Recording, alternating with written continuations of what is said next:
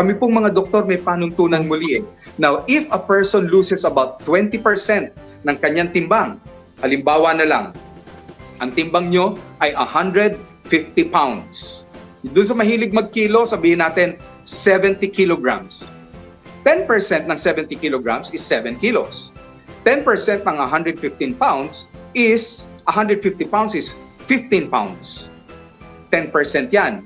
If you make it 20%, ibig sabihin, 7 times 2, 14, or 15 times 2, 30 pounds ang nawawala sa inyo.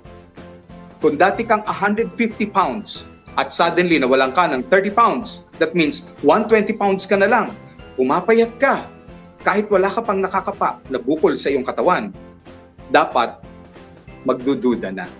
Hindi ko po kayo tinatakot. What I'm trying to say is, perhaps it is time na magpakita po kayo sa inyong doktor. Huwag kayong matatakot kagad. It doesn't mean cancer na po ito kagad. But it is something to take care of.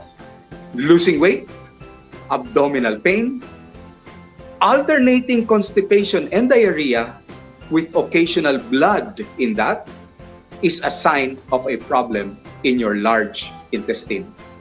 Paano nga po ba tayo makaiiwas sa pagkakaroon ng mga bukol na ito sa ating bituka? Lalong-lalo na kung tumatakbo ito sa ating pamilya.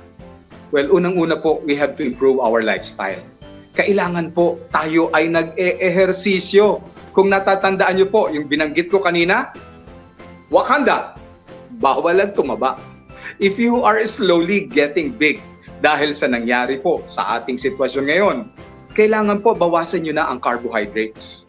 Kailangan po ay yung mga dessert natin, iiwas-iwasan na muna natin. At yung pagkain po natin ng kanin, naniniwala ako, mas maganda ang mga high fiber, rich food, gaya po ng brown rice. And if you can reduce yung inyo pong baboy, or forget about it for the time being, ang inyong beef maybe once a month na lamang, ang inyong chicken maybe every 15 days.